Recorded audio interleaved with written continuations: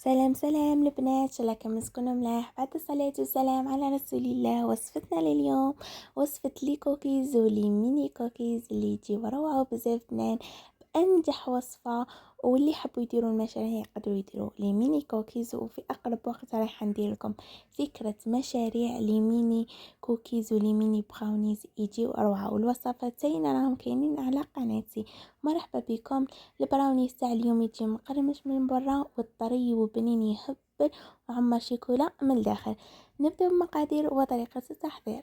عندنا 250 غرام تاع زبدة، لازم تكون بالطرية البنات، تكون بدرجة حرارة الغرفة، ومن الأحسن تكون زبدة ماشي مارغرين. عندنا نص كيس تاع سكر بني ونص كيس تاع سكر عادي. كيما راكم تشوفوا البنات راح نخلطوا هذا من زوج المقادير مع الزبدة تاعنا حتى يتخلطوا هذو المقادير مليح ويتجانسوا ونتحصلوا على خليط شويه رايح للابيض. يكون هذاك السكر تخلى مليح مع الزبده ويولي قوام متجانس ويذوب لنا شويه السكر. نحاولوا نذوبوه حنايا، نزيدوا نضيفوا حبه تاع بيض ونزيدوا نخلطوها مليح مع المقادير.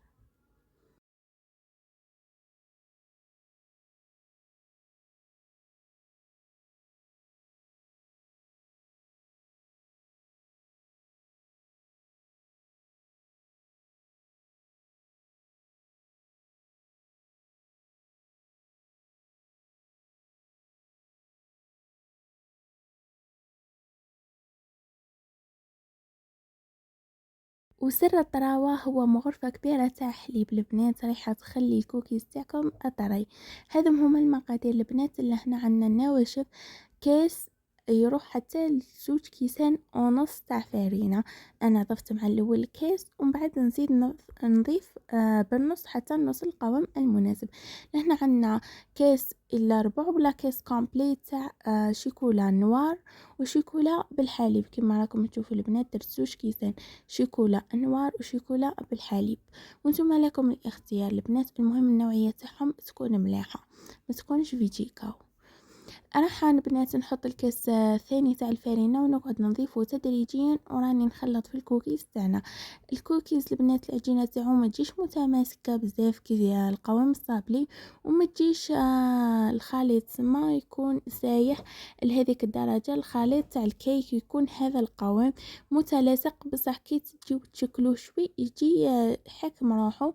لهنا في هذا كي نوصلوا لهذا القوام راح نغطيوه بابي فين ولا بساشي ونحطوه في الكونجيلاتور واحد ربع ساعه برك حتى يحكم روحه باش يعود لنا بهذا القوام. ونقدروا نكورو كما انا درت لي ميني كوكيز درتهم بهذه الطريقه البنات. راه مصور ليش الفيديو كامل.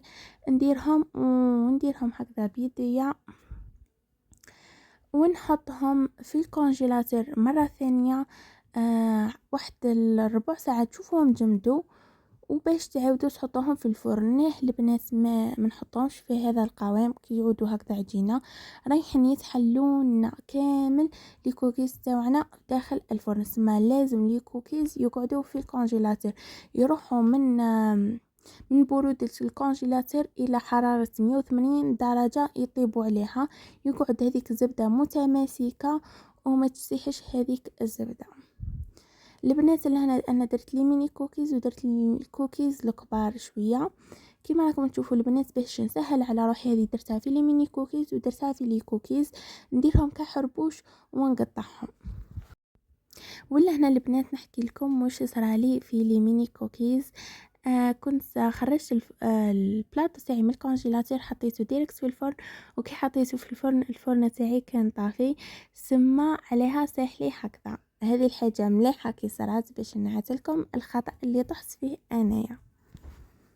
دايما البنات تولهوا الفرن تاعكم. انا هكذا صرالي ميلي كوكيز الكبار هذم كي تولهت لهم شوفوا كيفاش خرجوا.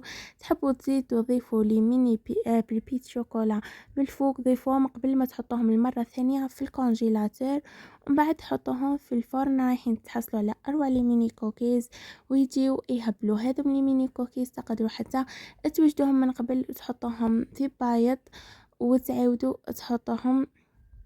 تزيدو تحطوهم في بايض وتحطوهم في الكونجيلاتور كي يجوكم ضياف ولا قهوة العصر ما لقيتو ما ديرو، تحطوهم غير في الفرن تحطوهم يطيبوا.